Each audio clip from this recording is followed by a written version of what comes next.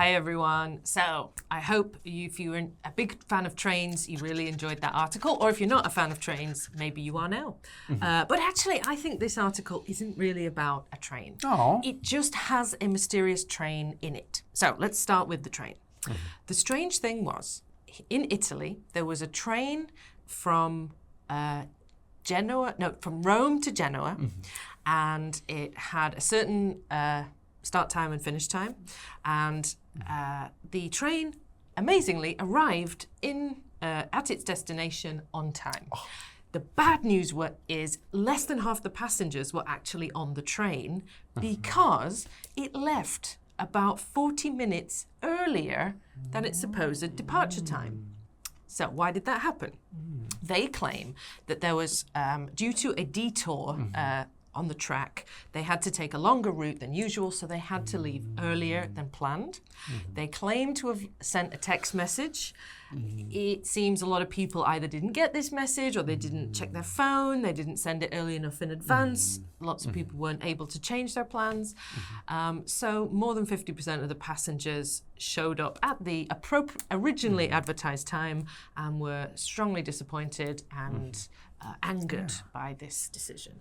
I mean, it wasn't the end of the world. They did get the next train, which was only about 40 minutes later. So for some, that was fine. But for others who had to be in Rome at a certain time, it was a bit of a disaster. So complaints spread, the media got hold of it, and I guess the complaining went all the way up to the transport minister.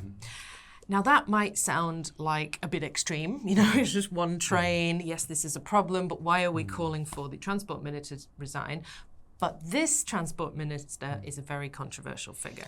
His name is Matteo Salvini, and he's been sort of in and out of politics for the last sort of 6 or 7 years, and he is known to be very far right. He has been the vice president, or is it vice prime minister? Oh, of Italy? I think it is a prime minister. Vice prime minister, the VP. It's VP either way. Yes, let's stick with VP then. He's been the VP before, but he's got into scandalous trouble for denying docking rights to a boatload of refugees, which was actually in contravention of the law at that time. So he got kicked out of office, and then, but he's been making a comeback over the last few years. He's back in politics. Now he's back up to transport minister, pretty powerful position.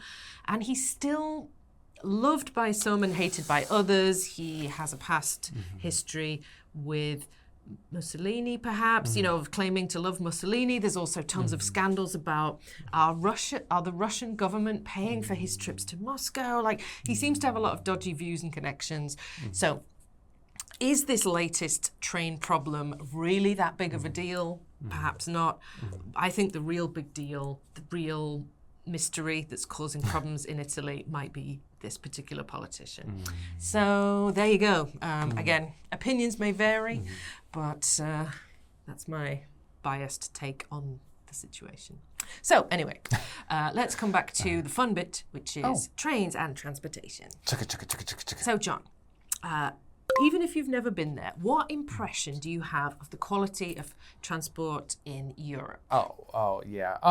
Generally good. I mean, I've heard of the Italian sort of transit system not being completely good about being on time. That's why this is such a shocking article. The train not only arrived early, on time. but then also arriving on time. I heard great things about Germany's transportation system being really strict. It's not anymore, I've heard. Oh. I've heard it's changed a whole 180, and you'll have a lot of late trains and such like that. Interesting. Germans are slipping.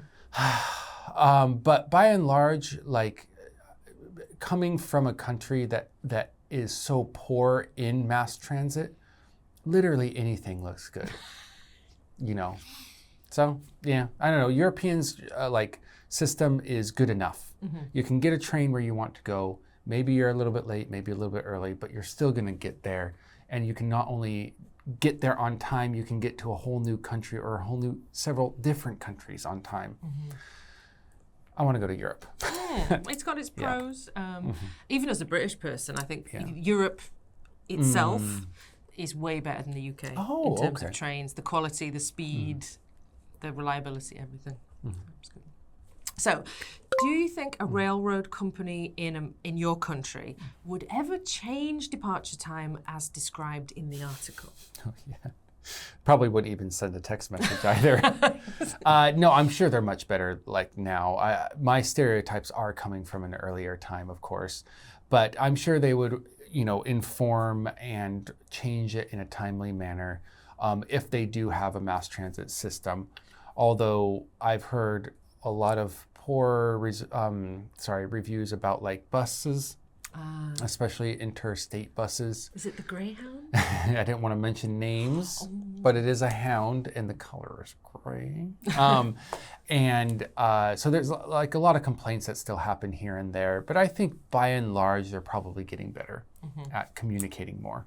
Well, improvement is all we ask. We can only be better than ourselves yesterday. Oh, nuts. Before I dive headlong into random philosophizing, let's go down to the vocabulary. Sorry. Let's keep it concrete. Let's keep it useful. And get on the vocabulary train or locomotive and enjoy that. Choo-choo. See you in the next article. Bye.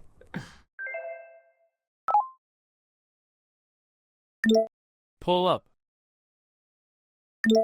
Pull up. Mutter. Mutter. Grudge.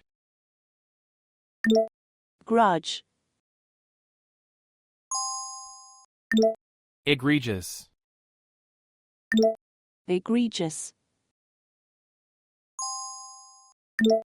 Chagrin. Chagrin.